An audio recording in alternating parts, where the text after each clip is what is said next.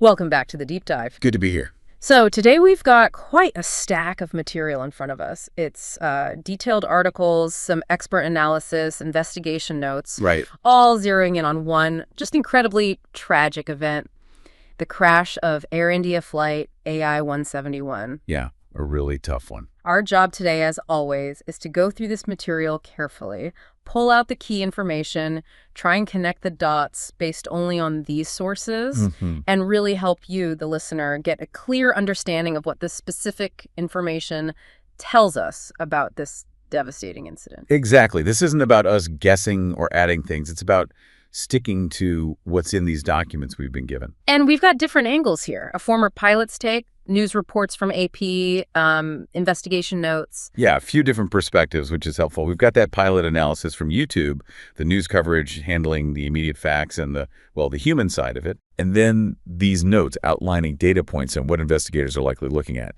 It gives you a sort of multifaceted view of something that happened incredibly fast. And that event, just to be crystal clear, is the crash of Air India flight AI-171. It had just taken off from Ahmedabad in India, heading for London Gatwick.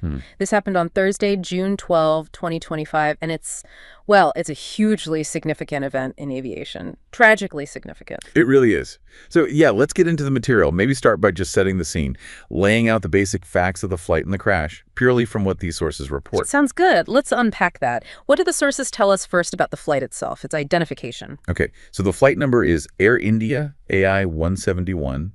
Destination was London, specifically Gatwick Airport. Okay. The aircraft type involved was a Boeing 787-8 Dreamliner, which, is a modern, wide-body, twin-engine jet. A Dreamliner. And this particular plane, how old was it, the sources said? They do. It was manufactured back in 2013. So when the crash happened in June 2025, it was 12 years old. 12 years. And the description in the material. It's described as a good airplane and fine for its age. Not particularly old in aircraft terms. And the 787 Dreamliner model generally. The sources seem to make a point about its safety record before this. Yeah, they definitely highlight that. The 787 series started flying, around 2009? And it's generally noted for having a very strong safety record up until this point. Considered a very safe aircraft, I think was the phrase used. That's it. And over 1,000 of them delivered globally. So that context is pretty important because the sources really emphasize the significance of this crash. Right, which leads to that really somber detail reported. This event marks a grim first for this aircraft type. Yes, the sources are very clear on this. They report this incident as the first fatal crash of a Boeing 787 Dreamliner in its entire history. Wow, since 2009. From 2009 right up to mid-2025. That's a stark fact, and you can see why, based on the sources, it's getting such intense focus from the aviation community. Absolutely. Okay, moving from the plane itself to the people. What did the sources say about who was on board? There were numbers mentioned, maybe a slight difference. Yeah, there's a small discrepancy reported in the materials we have.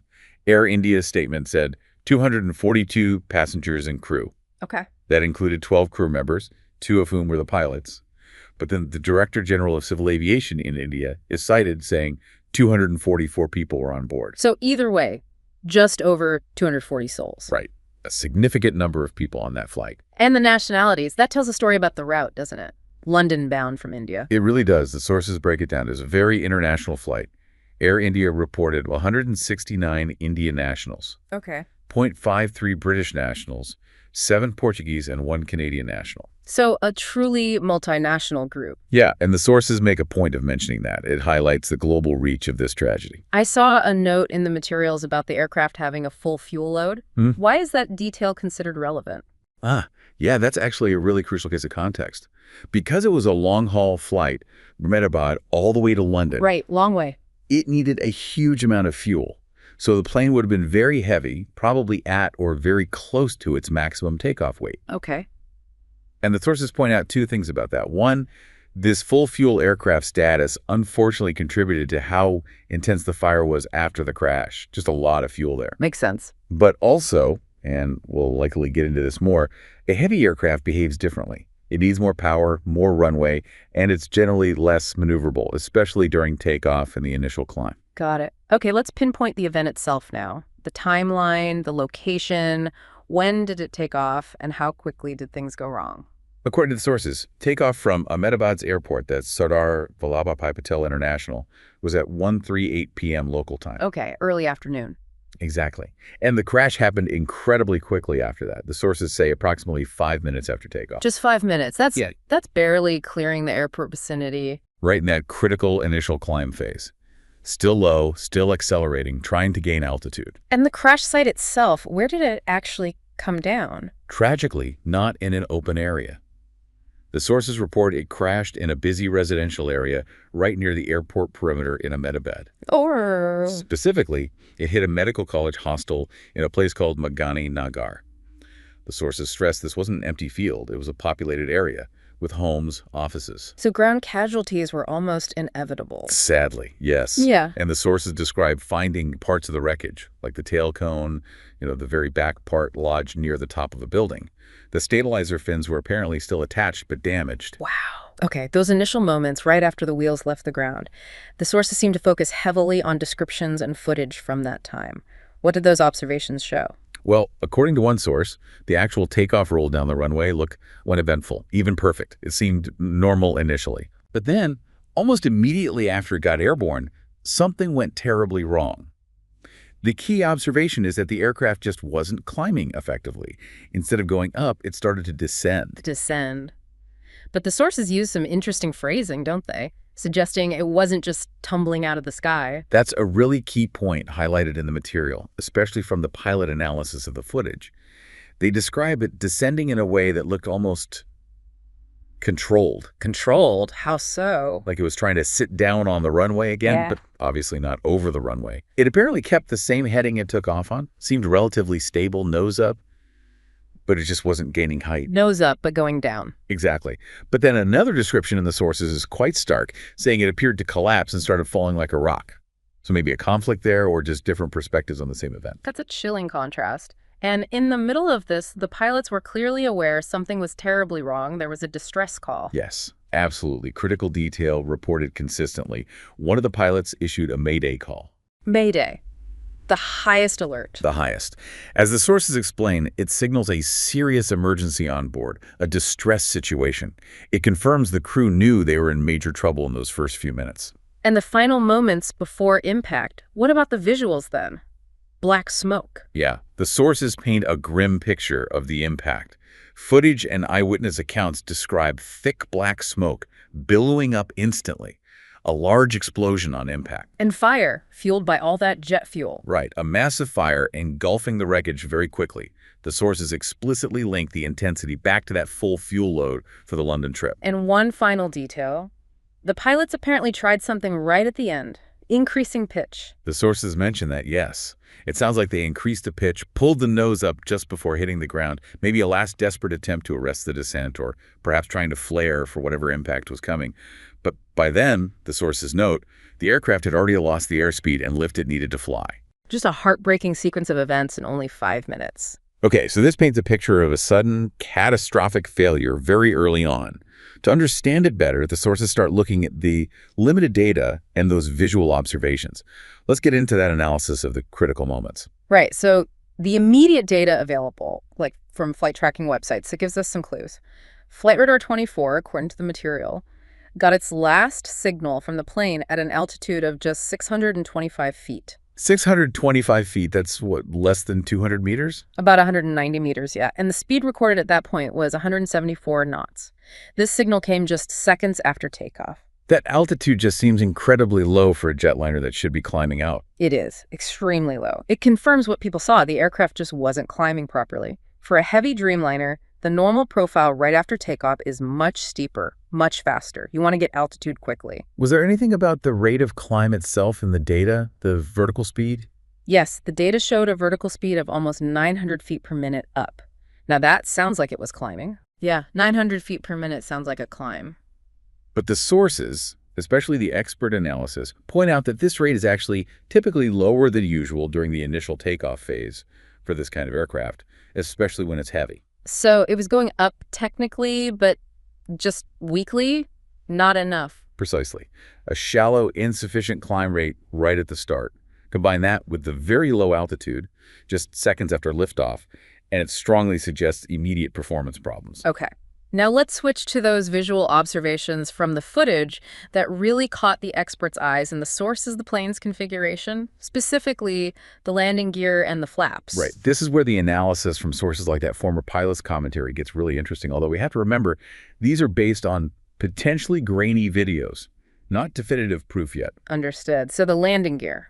The sources note that in the footage, the landing gear appeared to be still down immediately after takeoff. And that's not normal. No, highly unusual.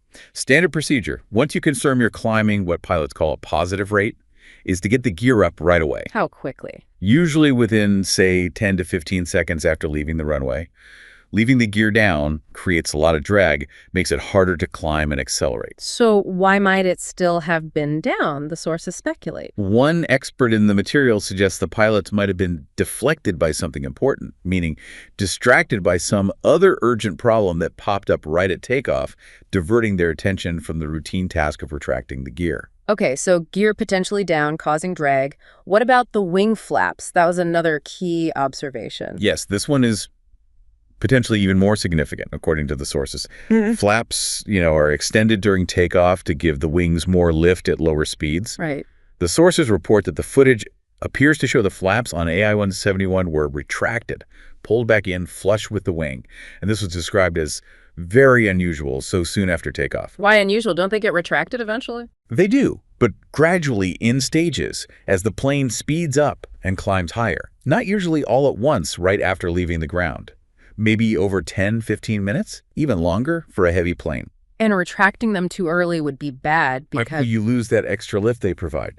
If you retract them too soon, while the plane is still relatively slow and heavy, you dramatically reduce the wing's ability to generate lift. Okay, so let me see if I'm getting this picture from the sources.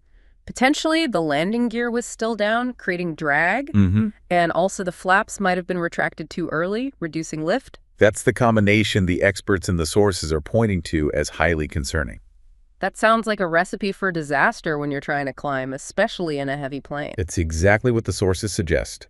One expert calls an incorrect takeoff configuration, especially wrong flap settings, a perfectly obvious explanation for an aircraft not completing its takeoff correctly. And this could point towards... Well, the sources say this observation, if confirmed by the flight data recorder, could point to potential human error, either setting the flaps incorrectly before takeoff, or maybe retracting them way too early due to distraction or confusion. It feels like these initial observations, even with the caveats about video quality, already paint a picture of serious trouble in those first couple of minutes, which leads us right into exploring the potential causes being discussed in the sources. What could explain that failure to climb? Right. And the investigation will obviously look at everything. But based on these initial reports and observations of the sources, a few key theories seem to be circulating. The most prominent one, apparently, especially among pilots cited in the material, is multiple bird hits. Bird hits. How could that cause this kind of catastrophic failure to climb? The theory laid out in the sources is that if multiple birds, maybe large ones, were ingested into the engines... Right into the turbines. Exactly. It could cause severe damage, enough to prevent the engines from producing the thrust needed to get that heavy plane climbing properly. Without enough thrust, it just can't maintain airspeed or lift. Which could explain why it seemed to just stop climbing and descend. Precisely. It could explain why it seemed to fall like a rock, as one source described it. If both engines lost significant power simultaneously, that would be the likely outcome. And Ahmedabad Airport doesn't have a known issue with birds. The sources confirm that, yes. It's described as having a history of increased bird activity being a major problem. Now, the material does note that the problem had apparently drastically come down recently because of mitigation efforts. But the risk is still there. The risk hasn't been eliminated, no. Bird strikes are still a known hazard there. But hitting both engines at the same time, how likely is that? The sources do acknowledge that's considered kind of rare. It's not common. But, crucially, they say it cannot be ruled out here. And it remains a strong initial theory because the aircraft's behavior, the complete inability to climb, fits the scenario of losing power from both engines. Was there any immediate visual evidence from the engines, like smoke or fire, before the crash? That's an interesting point raised in the sources. Apparently, initial CCTV footage showed no fire or smoke coming directly from the engines prior to impact. which might seem counterintuitive if they were damaged. Well, sometimes bird strikes cause very visible surges or flames, but not always. The sources make the point that the absence of immediate fire or smoke doesn't rule out a severe loss of power. The engines could have just stopped producing sufficient thrust without that kind of dramatic visual cue. Okay, so bird strikes are a major theory. But the underlying issue seems to be engine failure or a significant loss of thrust, whatever the cause. Yes, that's the consistent theme emerging from the sources based on how the plane behaved. The core problem seems to be what's described as operating with no power or having lost the thrust. Did the sources mention any analysis of the sound from the crash footage? Could they tell if the engines were trying to spool up? They mentioned audio analysis was inconclusive regarding the engine sounds, but the aviation experts cited, discuss what you should hear if the pilots hit the TOGA switches takeoff go-around thrust, basically maximum power. What should you hear? A very distinct wind-up sound, a roar, and you'd expect to see the plane respond, trying to pitch up and climb hard. The fact that this wasn't clearly observed or didn't result in a climb suggests, according to the sources, that even if the pilots commanded max thrust, there wasn't enough power developed. One expert even speculated the engines might have somehow turned themselves off. So, whether it was birds or some internal mechanical failure, the result was not enough power. That seems to be the central conclusion from the sources looking at the flight path. And they stress, even losing significant power from just one engine would make it incredibly difficult for that fully loaded heavy aircraft to climb properly. Right. Losing power from both in that critical phase, well, that's catastrophic. Another factor mentioned in the sources is the possibility of an aerodynamic stall. How does that fit in? A stall is definitely discussed as a possibility. And just to clarify, a stall isn't when the engines quit, it's when the wings lose lift. The airflow breaks down because the wings' angle to the oncoming air gets too high for the current speed. And what conditions in this specific case, according to the sources, might have made a stall more likely, assuming there was also a thrust problem? Several factors are cited. We already mentioned the aircraft was at maximum weight because of all the fuel. Heavy plane needs more speed, more lift. Then there's the low height. The crash happened only a few hundred feet up. If you stall that low, there's virtually no room to recover. Recovery involves pushing the nose down to regain speed, and there just wasn't altitude for that. Makes sense. And then significantly, the sources keep coming back to the high temperature in Ahmedabad that day. Right, the heat. Remind us how that affects performance. Ahmedabad is called a hot city in the sources. The crash was in the afternoon, around 36, 37 degrees Celsius. That's upper 90s Fahrenheit. Pretty hot. Very hot. And hot air is less dense. Less dense air means engines produce less thrust and wings produce less lift. It makes everything harder. You need more runway, more power just to get off the ground, and climbing is much more challenging. So the heat itself wouldn't cause the crash, but it reduces the safety margins. Exactly. The sources frame it as an environmental factor that inherently made climbing harder for this heavy aircraft, especially if there were other issues happening, like reduced engine power or maybe that configuration problem we talked about. It shrinks the performance envelope. And speaking of configuration, that possibility gear down, flaps retracted too early, that's also listed as a potential cause or major contributing factor itself. Oh, yes, definitely. That observation from the footage is cited by experts in the sources as a potential obvious explanation for an aircraft not completing its takeoff correctly. And this brings us back to the potential human element. It does. The sources explicitly connect incorrect flap settings or retracting them too early to potential human error. Even with modern flight computers calculating settings, the sources suggest that manual errors in setting the flaps, or maybe forgetting to retract the gear because something else demanded immediate attention, those possibilities are on the table based on the visual observations. So the investigation will need to confirm the actual configuration from the flight recorders. Absolutely. That will be critical data. Was the aircraft configured correctly for its weight and the conditions? Were there any other potential causes floated in the sources, maybe ones considered less likely based on initial analysis? Well, the idea of an autothrottle malfunction sending engines to idle was raised briefly. But the sources tend to downplay that as a sole cause, mainly because pilots can manually override the autothrottle. Okay. And environmentally, while the heat was a factor, the general weather was reported as fine, good visibility, light winds. So things like microbursts or severe wind shear seem to be ruled out by the sources as primary causes. The heat's impact on performance, though, remains relevant. It's clear investigators have a complex job ahead, looking at how engines, configuration, the environment, and pilot actions might have interacted. But of course, this wasn't just an airborne event. It had a horrific impact on the ground. Let's shift now to talk about that human toll and the immediate response, based on the sources. Yeah, the human cost reported in these sources is just staggering. The immediate word from Ahmedabad's police chief was brutal. There appears to be no survivors in the plane crash itself. No survivors from the plane. That was the initial assessment. Experts quoted in the sources, looking at images of the wreckage, also concluded the chance of survival for anyone on board was very low. And the recovery process. How many victims were reported initially? The police chief reported that 204 bodies had been recovered from the site relatively quickly.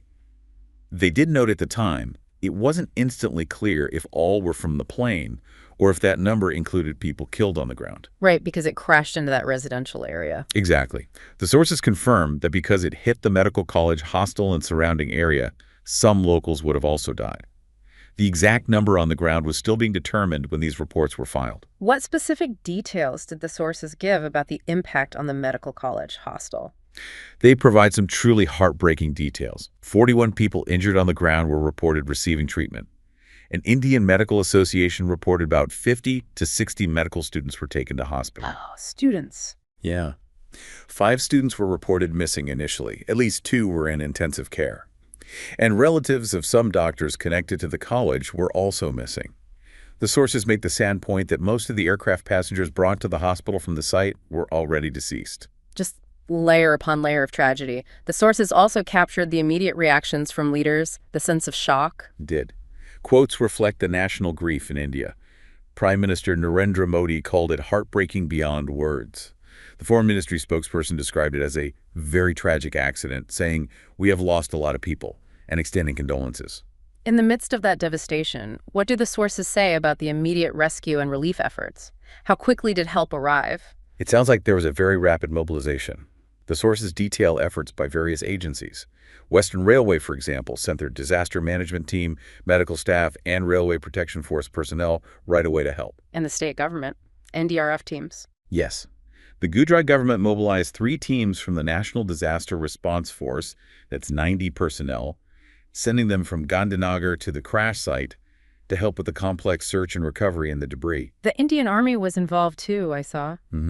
The sources confirm the Army sent teams to assist with clearing debris and helping treat the injured, supporting the civil authorities. The sources also included some more personal stories, didn't they? Local people jumping in to help immediately. Yeah, those accounts really bring home the immediacy of it. A local politician is quoted saying he helped rescue doctors from damaged apartments nearby. A bystander claimed to have pulled 11 or 12 people out himself. Just raw, immediate human response. Acts of courage amidst chaos. And these efforts, both the official and the spontaneous ones, they got international recognition. They did. Because of all the different nationalities on board, the world was watching closely. King Charles from the UK is quoted paying tribute to the heroic efforts of the emergency services and all those providing help and support. Acknowledging how difficult that scene must have been. Beyond the immediate site, how did this impact things like airport operations? And what support was set up? Well, Ahmedabad airport operations were obviously disrupted right after the crash, understandably. But the sources say they managed to resume flights later that same day, around 4:05 p.m. local time. And for people whose travel was disrupted or needed to get out of Ahmedabad, any help organized? Western Railway stepped up again there, according to sources. They announced plans for extra trains, one to Mumbai, one to Delhi, to help manage the travel disruption caused by the airport issues. And crucially, for families desperate for news about loved ones, especially internationally, helplines were set up quickly. Yes, the sources detail that. Air India established dedicated emergency helpline numbers, including specific lines for foreign nationals. And the UK Foreign Office also quickly put out a helpline number for British nationals worried about friends or family. That international aspect really comes through strongly in the response section of the sources. It absolutely does. The multinational passenger list meant the impact was felt globally. Condolences poured in. The British PM, Keir Starmer, called the scenes devastating. King Charles and Queen Camilla expressed being desperately shocked, sending sympathy to families across so many nations. Canada and Portugal, too. Yes, the Canadian PM said he was devastated and in touch with counterparts. The Portuguese PM also conveyed condolences. It underscores how interconnected things are. And the UK government took practical steps as well. The Foreign Office set up crisis teams in both Delhi and London to directly support British nationals and their families affected. And the sources even described the scene at London Gatwick, the destination press gathered, waiting for a flight that would never arrive. A poignant image. The sources also mentioned the strong UK-India ties, making the loss deeply felt in both countries. All of this just underscores how critical it is to find out exactly what happened. The sources confirm a formal investigation is underway. What do they tell us about that process? Right, an official investigation was launched immediately. Standard practice, and it will aim to determine the precise cause, looking at everything, the plane, the people, the procedures, the environment. And who leads such an investigation in India? The sources indicate India's aviation safety regulator, the Directorate General of Civil Aviation, or DGCA, is expected to lead it. What about Boeing, the manufacturer? What's their reported role? Boeing put out a statement, mentioned in the sources, saying they're aware, working to gather more information, and that they stand ready to support Air India and the investigation. There was also a note about their stock price. Yes, the sources mentioned Boeing shares took a significant hit, tumbling nearly 9% right after the news broke, a market reaction to the first fatal crash of their flagship Dreamliner. For the investigators, what are the absolute key pieces of evidence they need, and where are they usually found? The absolute holy grail in any air crash investigation are the two black boxes, though they're actually bright orange to make them easier to find. The flight data recorder and cockpit voice recorder. Exactly. The FDR and the CVR. The sources note they're typically housed in the tail section of the plane. And encouragingly, initial images of the AI-171 wreckage suggested the tail was somewhat intact, raising hopes for recovery. And what makes them so incredibly valuable? What do they record? A huge amount. The sources highlight that modern planes like the 787 have systems monitoring everything. The FDR can capture thousands of parameters: airspeed, altitude, engine settings, flap positions, control inputs, autopilot status, basically everything the plane was doing. And the CVR? Records all the sounds in the cockpit, pilot conversations, any alarms or warnings that went off, engine sounds, clicks, thuds, everything. So the expectation is that these recorders hold the key. Absolutely. The sources convey that investigators expect, once they get those recorders and download the data, they should be able to figure out what happened pretty quickly. It provides the raw, objective data. And this data will directly address those theories we discussed earlier: bird strikes, engine power, configuration. Precisely. The FDR data will show exactly what the engines were doing, what the flapping gear positions were, the precise speed and altitude, how the plane was being controlled. The CVR will reveal what the pilots were saying, what they were aware of, what procedures they might have been trying to follow. It's the ground truth needed to confirm or refute the initial theories. Okay, so pulling it all together from this deep dive into the source material, we've built a picture of the reported facts and the initial analysis around this Air India crash. We've covered the specifics of the flight, the modern Dreamliner, its prior safety record, the full fuel load, the international passengers. We've traced the reported sequence: normal takeoff, immediate struggle to climb, descent, the Mayday call, and the crash into that residential area. And we've explored those main potential causes highlighted in the sources: the strong initial theory of multiple bird strikes causing power loss, a general loss of thrust, whatever the underlying reason, the possibility of an aerodynamic stall, made worse perhaps by the weight and the heat, and those concerning observations about the takeoff configuration, the gear and flaps, possibly pointing to human factors. And just as importantly, we've covered the devastating human impact, reported the heartbreaking news of likely no survivors from the plane, the casualties on the ground, the specific toll on the medical college community, and the global outpouring of grief. Plus, the details of the immediate, large-scale response efforts. It's a really complex mix of potential technical issues, environmental conditions, and human elements. And the sources themselves consistently emphasize these are initial theories. The definitive answers rely on the formal investigation. Exactly. Only that meticulous analysis, especially the black box data, will tell the full story. It really is a stark reminder, isn't it, of just how critical and unforgiving those first few minutes of flight are. And how many layers of safety are built in, but also how multiple factors can potentially align in the worst possible way. As those investigators now work to piece together the data, this tragedy really underscores that intricate dance between technology, human action, and sometimes just the unpredictable forces of nature, all happening just feet above the ground. A deeply sobering event.